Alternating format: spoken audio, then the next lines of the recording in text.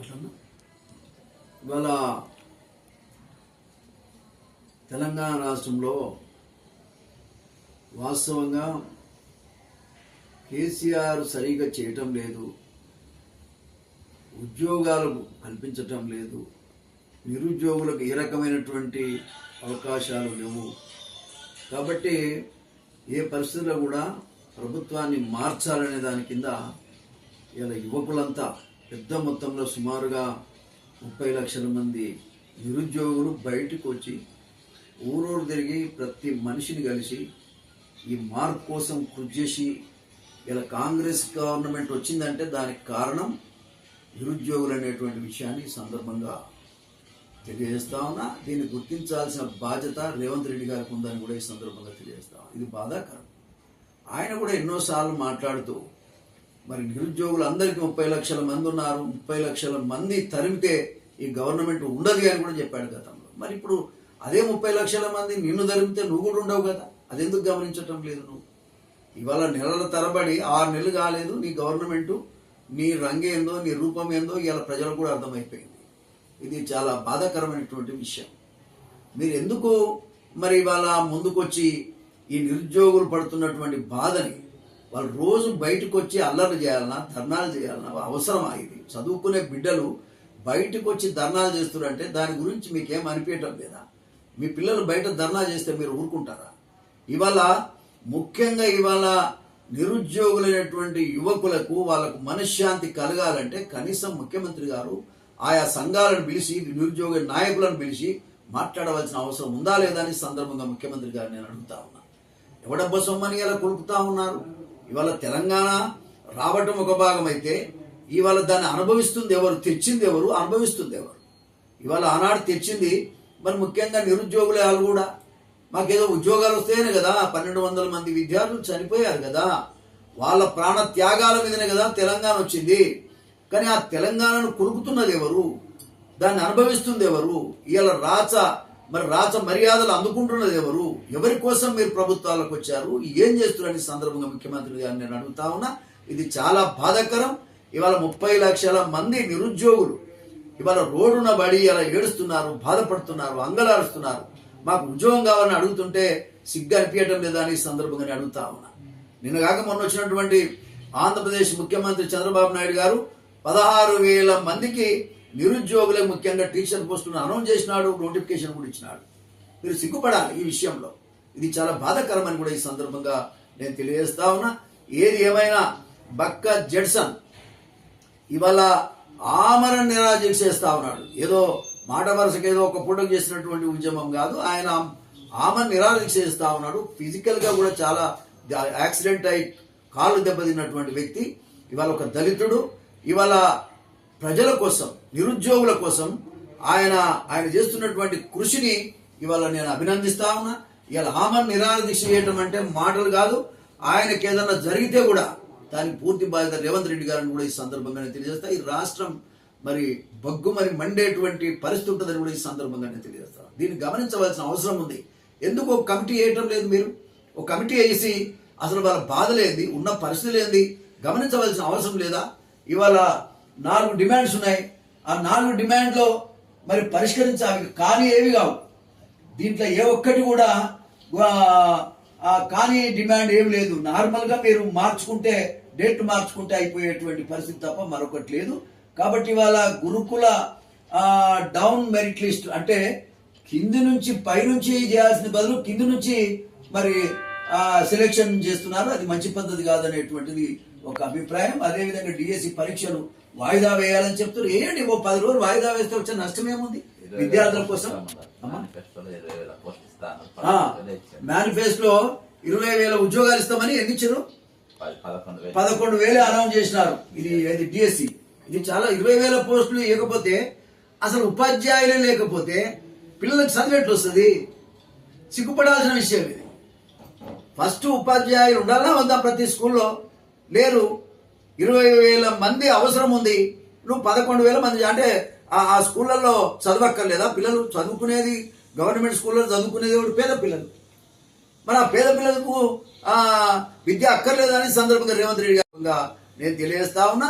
పేదల రక్తంతో విద్యార్థుల రక్తంతో వచ్చినటువంటి త్యాగాలు చేసి వచ్చినటువంటి తెలంగాణలో చీడ పురుగుల్లాగా మీరు వ్యవహారం చేస్తా ఉన్నారు. రేవంత్ రెడ్డి గారు ఏ పరిస్థితులలో కూడా ఈ నిరుద్యోగుల సమస్య పరిష్కారం చేయకపోతే మీరు రాజకీయంగా కూడా మనలేరని కూడా ఈ సందర్భంగా నేను తెలియజేస్తా ఉన్నా, హెచ్చరిస్తా ఉన్నా. టెట్ నార్మలైజేషన్ కూడా ఆంధ్రలో చేసిండ్రు. అదే విధంగా ఇక్కడ కూడా చేయాలనేది అదొక డిమాండ్ కింద ఉన్నది. అదే విధంగా జీవో 46 రద్దు చేస్తామని నా గతంలో ప్రతిపక్ష పార్టీలో ఉన్నప్పుడు చెప్పినాడు. కానీ ఇవాళ అది రద్దు చేయకపోవడం అనేది కూడా చాలా బాధాకరం. ఆలోచించాల్సినటువంటి అవసరం ఉంది. తీవ్రంగా గమనించవలసింది ఏంటంటే గ్రూప్ 1 ఫిలిమ్స్ ఫలితాలు కూడా అక్కడ కూడా 1:100 చేసినారు. ఇక్కడ కూడా చేయాలని వాళ్ళు డిమాండ్ చేస్తున్నారు. దీంట్లో ఏ ఒక్కటి కూడా ప్రభుత్వానికి నష్టం వచ్చేది ఏం లేదు, చెయ్యలేదంటూ ఏమి లేదు. అహంకారమే అడ్డొస్తున్నట్టు కనబడుతుంది తప్ప మరొకటి లేదు. ఈ అహంకారానికి ప్రతిఫలం ఖచ్చితంగా మీరు అనుభవించక తప్పదు. అమ్మా ఏమేస్తామన్నారు? లక్ష కూడా అవసరం లేదని విద్యార్థులు గ్రూప్ 2లో 2,000, గ్రూప్ 3లో 3,000 పెంచాలని, గ్రూప్ 2లో 2,000, గ్రూప్ 3లో 3,000 పెంచాలనేటువంటిది డిమాండ్. అది కూడా కాని పని ఏం కాదు. నేను ఒకటే ఇస్తాను, మీరు 2 లక్షల ఉద్యోగాలు ఇస్తామన్నారయా, ఎప్పుడు ఇస్తారు మీరు? ఈ 2 లక్షల ఉద్యోగాలు మీరు ఇచ్చినటువంటి సర్టిఫికెట్ ఇచ్చిన కేసీఆర్ చేసినటువంటి అపాయింట్మెంట్ 30,000 ఉద్యోగాలు ఉంటే అవి నీ ఖాతాలు వేసుకొని చెప్తున్నారు తప్ప అది నువ్వు ఇచ్చినవి కావు. అది కేసీఆర్ గారు ఇచ్చినటువంటి. జూనియర్ లెక్చరర్స్ ఇంటర్వ్యూలు అయిపోయినాయి, అపాయింట్మెంట్ లెటర్స్ ఇస్తలేడు. జూనియర్ లెక్చరర్లకు ఇంటర్వ్యూలు అయిపోయినాయి, అపాయింట్మెంట్ ఇస్తలేడు. అపాయింట్మెంట్ ఇస్తే కూడా జీతాలు ఇస్తలేడు. ఇది ఎక్కడ న్యాయం? అంత జోక్ లాగా ఒక జోకర్ నడిపినట్టుంది రాజ్యం తెలంగాణలో. ఇది చాలా తీవ్రంగా పరిగణించాల్సినటువంటి విషయంగా ఈ సందర్భంగా నేను తెలియజేస్తా ఉన్నా. ఏది ఏమైనా ఒక విషయాన్ని గమనించుకోవాలి ముఖ్యమంత్రి గారు. నీకు నీ పదవిని కాపాడుకోవడానికి ఎమ్మెల్యేలందరినీ కూడా రెచ్చగొట్టి డబ్బులు ఇచ్చి రకరకాలు కావాలని మోసం చేసి నీ పార్టీలో చేర్చుకుంటున్నావు. నీ పార్టీ యొక్క నీ సీటును పదిలం చేసుకోవడానికి చేస్తున్నటువంటి కృషి మరి విద్యార్థుల కోసం కానీ నిరుద్యోగుల కోసం కానీ నువ్వేం చేయటం లేదనేది ఈ సందర్భంగా మరి కనబడతా ఉన్నది. దీన్ని తీవ్రంగా ఖండిస్తా ఉన్నా. ముఖ్యంగా నీ సీట్ యాడికి పోదు. నీకు 5 ఏళ్ల కోసం ఇచ్చారు. నువ్వు మంచిగా ఉంటే 5 ఏళ్ళు ఉంటుంది, నువ్వు మంచిగా లేకపోతే దిగిపోవాల్సి వస్తుంది. ఎందుకంటే ఆల్రెడీ మొన్న పార్లమెంట్ ఎన్నికలు నీ రంగు ఏంది, నీ రూపు ఏంది, నీ మనసు ఏంది అర్థమైపోయింది. నువ్వు ఒక ఫ్యూడల్వి. నువ్వు పెత్తందారుల కోసమే రాజ్యాన్ని నడుపుతున్నావు తప్ప పేదోళ్ళ కోసం కాదు. ఏ ఒక్కటి కూడా ఇప్పటిదాకా నువ్వు అమలు చేయలేదు. ఇవాళ రైతు బంధు 15,000 ఇస్తాను, ఇచ్చినవా నేను అడుగుతున్నా. ఎందుకు ఇవ్వటం లేదని నేను ఈ సందర్భంగా అడుగుతా ఉన్నా. దళిత బంధు ఇస్తాను, గత ప్రభుత్వంలో వాళ్ళు ఇచ్చారు, నేను 12 లక్షలు ఇస్తాను, ఇచ్చినవా నేను ఈ సందర్భంగా నేను అడుగుతా ఉన్నా.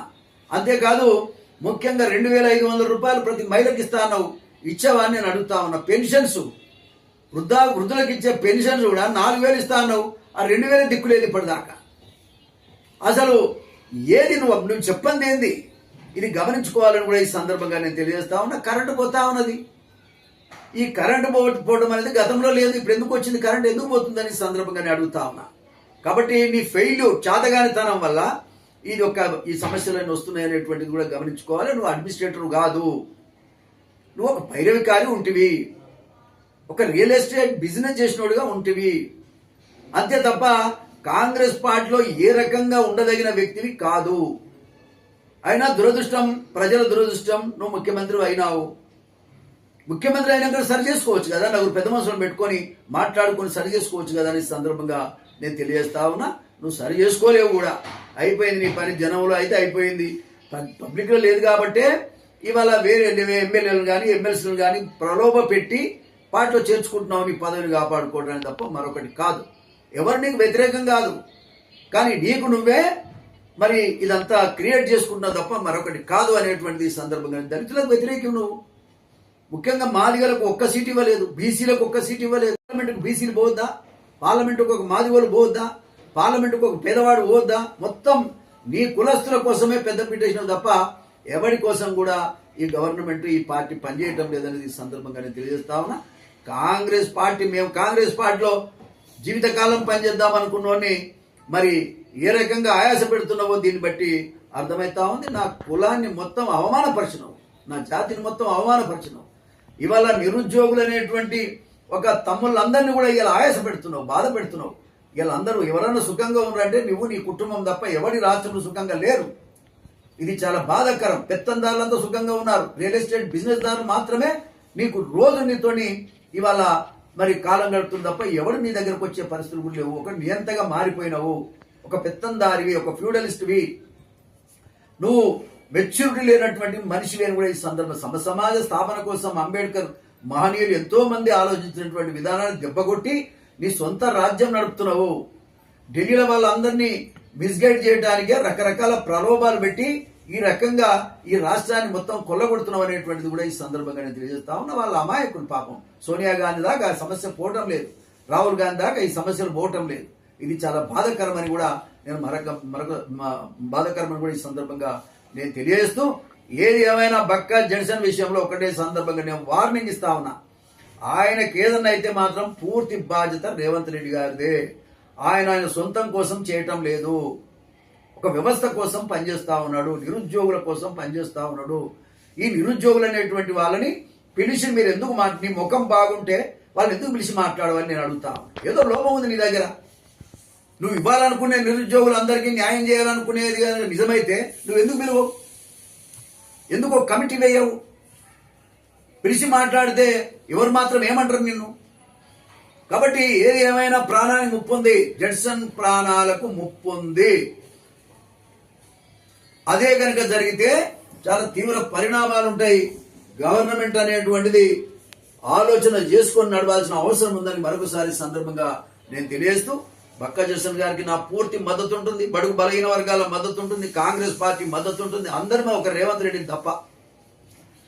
కాబట్టి ఏది ఏమైనా రేవంత్ రెడ్డి గారు కూడా మద్దతు ఉన్నది అనిపించుకోవాలంటే బక్కా జడ్సన్ గారితో మాట్లాడాలి.